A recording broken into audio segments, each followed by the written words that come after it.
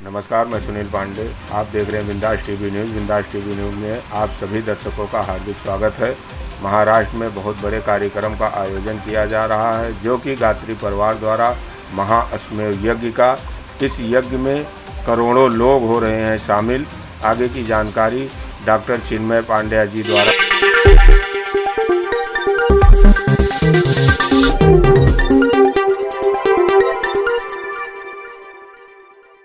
नष्ट कर दिया तो आप पूरी भारतीय संस्कृति को ध्वस्त कर पाने की सामर्थ्य रखते हैं। एक बार ये नष्ट हो गया तो दोबारा से भारत का और भारतीय चिंतन का, भारतीय अध्यात्म का, भारतीय संस्कृति का खड़ा हो पाना संभव नहीं। इतना ज्यादा मूल्यवान ये यज्ञ का क्रम है और इतनी ज्यादा मूल्यवान ये यज्ञ की परंपरा है। ये आप समझ लीजिए कि जिस संस्कृति को नष्ट कर पाने की सामर्थ्य अनेकों वर्षों के, शकों के, गुणों के, मुगलों के, मंगोलों के और अंग्रेजों के आक्रमण न कर सके, उस संस्कृति को नष्ट कर पाने की, उसको हानि पहुंचा पाने की सामर्थ्य इस यज्ञ की परंपरा के अंदर आ जाती है। इसीलिए तो जब यज्ञ के ऊपर संकट आता है तो स्वयं भगवान को धरती पर आकर उसकी सुरक्षा करनी पड़ती है।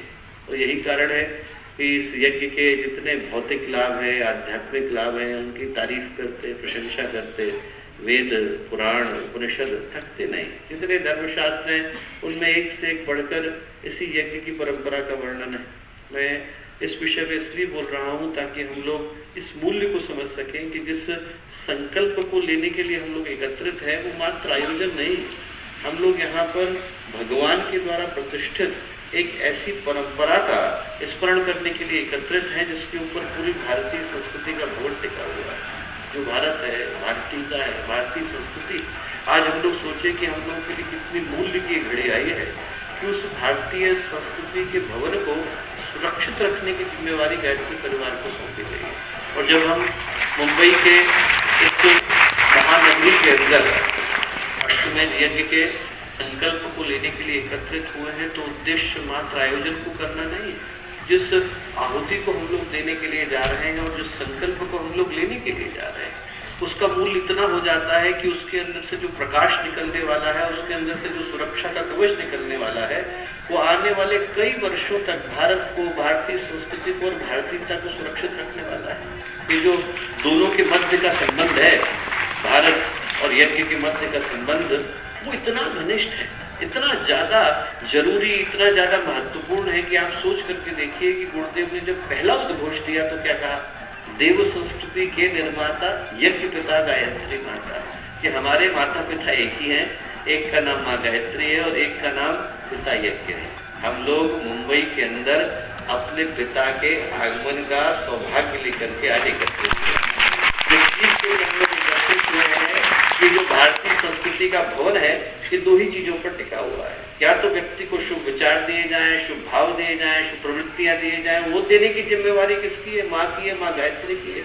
और या फिर व्यक्ति को शुभ कर्म करने के लिए, शुभ आचरण करने के लिए, शुभ प्रवृत्तियों का अनुकरण करने के लिए प्रेरित किया जाए, और वो जिम्मेवारी किसकी है? यज्ञ की है, हमारे पिता की। हम लोग यहाँ पर एकत्रित हुए हैं क्योंकि मुंबई की महानगरी के अंदर हमारे पिता का आगमन होने वाला है, पूरे भारत के पिता का आगमन होने वाला है, पूरे भारतीय संस्कृति के पिता का आगमन होने वाला है। आज के दिन इस सौभाग्य को हमें स्मरण करने की आवश्यकता है। ये जिम्मेवारी साधारण नहीं है दोस्तों। जिम्मेवारी किसी अन्य संगठन को नहीं सौंपी गई, उस संगठन को सौंपी गई जिसके ऊपर युग परिवर्तन का दायित्व है, जिसके ऊपर ये दायित्व है कि हर व्यक्ति के अंदर जो छुपी हुई दिव्यता है, पवित्रता है, महानता है, उसके अंदर जो ईश्वरीय तत्व विद्यमान है, उसको हम लोग जला करके आए, उसको एक बार हवा दे करके आए, उसको एक बार आग लगा करके आए, ताकि उसके अंदर छुपी हुई चिंगारी देखते देखते मशाल के अंदर बदल जाए।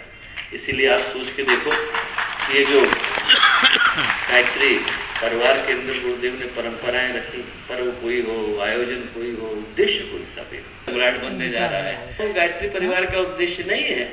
उद्देश्य ऐसे प्राणवान, ऐसे प्रकाशपुंज व्यक्तित्वों को तैयार कर देना है कि यदि वो एक जगह पर जाकर के खड़े हो जाए तो उनको देख करके इस धरती का जितना अंधेरा हो, जितनी अशुद्धता हो, जितनी भी अवांछनीयता हो, उनको अपना पता बदल लेने की आवश्यकता महसूस होने लगी। उनको लगे कि यहाँ करके खड़े हो गए हैं, अब हमें यहाँ पर रहने की आवश्यकता नहीं। हरि सिंह नलवा का नाम आता है, महाराजा रणजीत सिंह के बड़े एकदम विश्वस्त सलाहकार थे। और आप सोच के देखो, लुधियाना में राजधानी थी, वहां से 2500 किलोमीटर दूर जमरूद के किले तक उनने अकेले 800 सैनिकों के साथ जाकर के 1 लाख अफगानों को हराया था। उनका भाइयों बहनों, ये बड़ा ऐतिहासिक अवसर है कि हम एक अश्वमेध यज्ञ, बड़ा इसको मेगा अश्वमेध यज्ञ कह सकते हैं, हम बॉम्बे में करने जा रहे हैं, मुंबई में। और ये जो है अश्वमेध यज्ञ, ये होगा 2024 की जनवरी में, और ये आप सबके लिए बड़ा ऐतिहासिक इवेंट होगा। ऐसा सोने का मंदिर बनाइए जैसा आज तक किसी ने देखा नहीं हो, हीरे की मूर्ति हो, आभूषणों से सुसज्जित हो, जवाहरात उसके पास लगे हो। लोग दूर दूर से देखने के लिए आए कि ऐसा मंदिर यहाँ पर हमने बनाया है। गुरुदेव ने कहा, बेटा पैसे में छूता नहीं, तेरे लूंगा नहीं, लेकर के जा।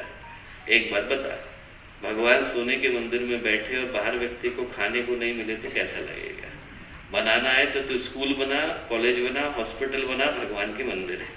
और बोले मुझको बिठाना होगा तो भगवान को सोने के मंदिर में नहीं बिठाऊंगा, लोगों के दिल